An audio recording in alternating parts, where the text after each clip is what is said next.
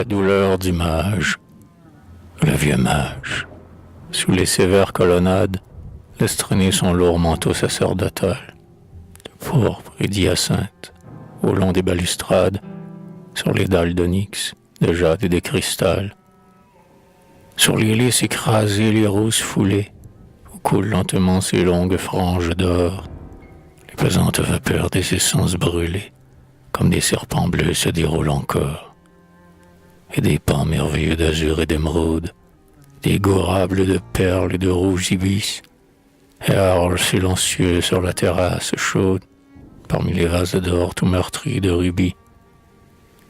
Ses doigts chargés d'anneaux dans sa barbe ivoirine, dont, avec les colliers, la royale splendeur majestueusement descend sur sa poitrine.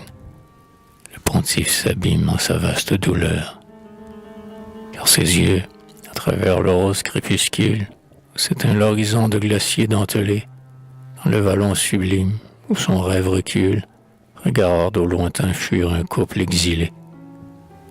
Je voulais faire un dieu, l'âme, inégale à l'œuvre, du frêle adolescent élu, vers mon pouvoir, à glisser comme glisse une molle couleuvre, entre mes tristes mains qui l'ont dû laisser choir.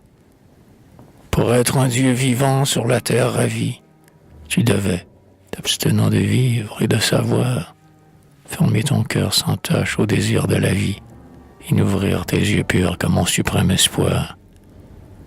Enseigné par moi seul en ma pensée unique, chair vive de mon verbe, âme de mon amour, je voulais t'exalter dans ta gloire mystique, t'enivrer de martyrs et te conduire, un jour, vierge et doux guérisseur de la terre charnelle, qui se meurt de péché, d'angoisse et de remords, au large bras sanglant de la croix éternelle, où les divines morts feront mourir la mort.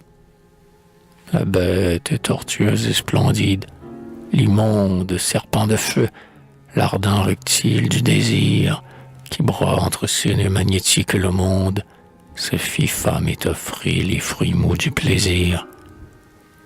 Tu cédas au baiser, abandonnant ton âme, au cœur de chair, aux yeux de chair, aux pleurs de chair, faible esclave écrasé sous les pieds de la femme, ô toi qui dévores les cieux comme un éclair.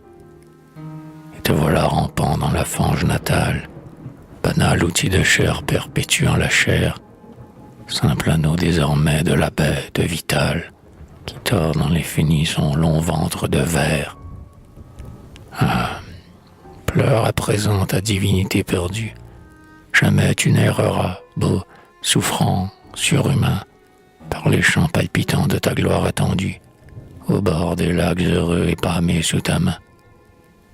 Jamais tu n'entreras dans les villes célèbres, tout ruisselant d'amour, de grâce et de beauté, délivrant les yeux clos des funèbres ténèbres, ranimant d'un baiser la vie et la santé.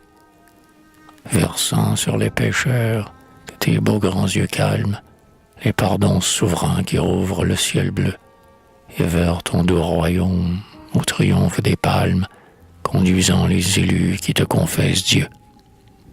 Jamais les affligés, les filles orphelines, les pauvres, les lépreux et les pestiférés, faisant de leur douleur des voluptés divines, n'expireront de joie à tes pieds adorés. Et jamais dans ton ciel Dieu et d'ailes de flammes ne t'éblouiront comme une forêt de fleurs, où millions de lys et de roses, les âmes dont ta bouche en baiser aurait changé les pleurs. Oui, pleure, Dieu tombé. Ta vie est révolue, car vouée désormais à l'œuvre de la mort, tes reins engendreront pour la tombe voulue. Va, l'antique sentence a proclamé ton sort. Pleure le paradis fermé, dont tu fus l'hôte. Le sphinx garde le seuil de l'Éden déserté. Comment reviendrais-tu, châtié par ta faute? Tu ne crois plus toi-même en ta divinité. Vois, ta chute a brisé ton divin diadème. Retourne dans la nuit.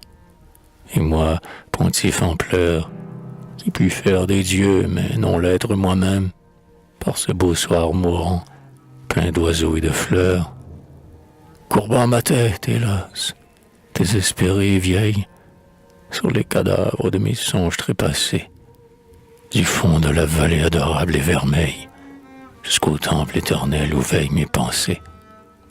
J'entends venir à moi, comme un grand vent qui gronde, les râles, les sanglots, les blasphèmes d'horreur, et les longs cris de mort du misérable monde, à qui j'avais rêvé de donner un sauveur.